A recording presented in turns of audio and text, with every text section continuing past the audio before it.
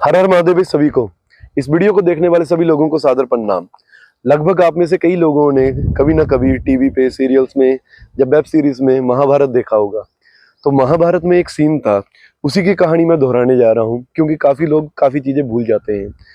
हुआ क्या था, जब अज्ञातवास पांडवों का शुरू हुआ था तब वो एक जगह पर रुके थे, वन में थे और उन्हें प्यास लगी थी। तो जब सबसे श्रेष्ठ ज्येष्ठ भ्राता थे, उनके सबसे बड़े भाई थे युधिष्ठिर, वो नकुल से कहते हैं कि तुम थोड़ा कहीं आसपास देखो, कोई जलाशय हो, कहीं सरोवर हो तो वहां से पानी भर के ले आओ और सारे पानी पी लेते हैं।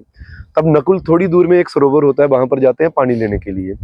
नकुल जब जाते हैं वहां पर तो वहां पर पानी जैसे ही पीने लगते हैं, क्योंकि उन्हें खुद भी प्यास लगी होती है, जैसे ही पानी पीने जाते हैं तो एक आकाशवाणी होती है, मतलब अदृश्य कहीं जगह से आवाज आती है।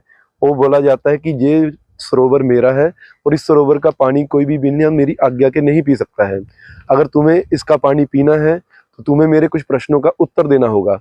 लेकिन नकुल घमंडवश उसकी बात नहीं सुनते हैं और वो पानी पी लेते हैं। पानी पीते ही तुरंत नकुल मूर्छित होकर जमीन पर गिर जाते हैं। जब नकुल को गए हुए काफी टाइम हो जाता है, समय हो जाता है, तो युधिष्ठिर सहदेव से कहते हैं कि नकुल का गए हुए काफी समय हो गया है, मुझे चिंता हो रही है कि सहदेव तुम जाकर देखो कि क्या हुआ है। उसके बाद सहदेव उस जगह पर पहुंचते हैं और देखते हैं कि वहां पर नकुल मूर्छित होकर गिरे होते हैं।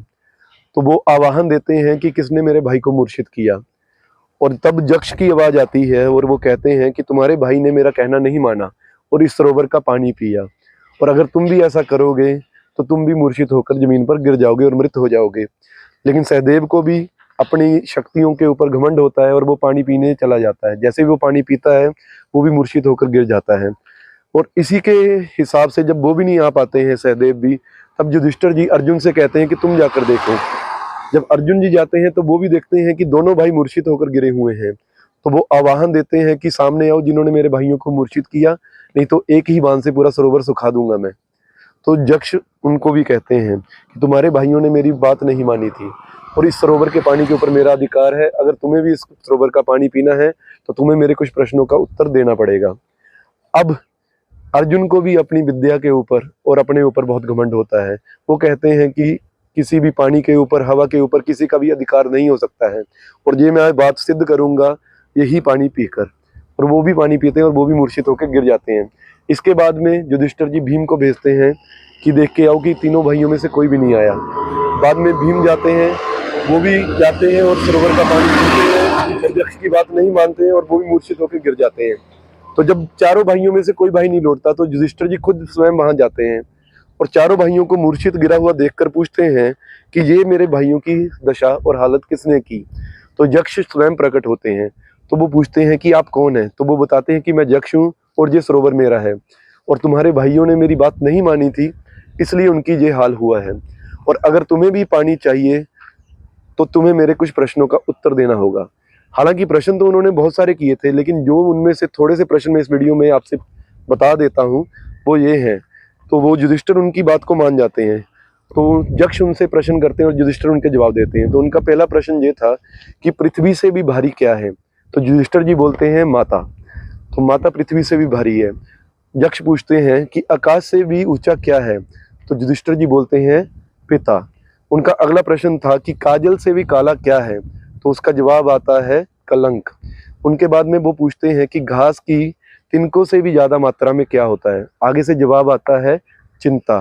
फिर पूछा जाता है उनसे कि मरते हुए व्यक्ति का कमाया हुआ सबसे बड़ा धन क्या है। तो वो युधिष्ठिर जी उनका जवाब देते हैं कि दान। उनके बाद में यक्ष उनसे अलग प्रश्न पूछते हैं कि किसी भी राज्य के पतन का कारण क्या है। तो युधिष्ठिर जी जवाब देते हैं अराजकता। उसके बाद में जो यक्ष हैं उनसे पूछते हैं कि आश्चर्य करने वाली बात, सबसे बड़ी बड़ी बात क्या है। तो युधिष्ठिर जी जवाब देते हैं कि आश्चर्य करने वाली बात यह है कि हर मनुष्य को पता है कि उसका अंतिम सच मृत्यु है, लेकिन ये जानने के बाद भी कोई ये बात मानने को तैयार नहीं होता कि उसके जीवन का अंतिम सच्चे मृत्यु ही है। ऐसे बहुत सारे प्रश्न पूछे जाते हैं जिससे कि वो यक्ष प्रसन्न हो जाते हैं और उनको बोलते हैं कि मैं तुम्हारे किसी एक भाई को जीवित कर सकता हूँ। तो वो भाई कौन सा होगा। उसके बाद तो युधिष्ठिर जी नकुल का नाम लेते हैं। तो यक्ष उनसे पूछते हैं कि तुम्हारे अर्जुन और भीम जैसे काफी ताकतवर भाइयों को छोड़कर तुमने नकुल को ही क्यों चुना। तो युधिष्ठिर जी उन्हें जवाब देते हैं कि माता कुंती में से एक पुत्र तो उनका जीवित है तीनों में से, जो कि मैं हूँ, और माता माद्री के 2 पुत्रों में से कम एक तो जीवित होना चाहिए, क्योंकि मेरे लिए माता कुंती और माता माद्री दोनों एक समान हैं। अगर मैं उनके एक भी पुत्र को जीवित नहीं कर पाऊंगा तो ये माता माद्री के साथ अन्याय होगा। तो जो यक्ष होते हैं उनको इनकी बात का बहुत प्रसन्नता होती है, और बाद में वो उनके चारों भाइयों को जीवन दान दे देते हैं।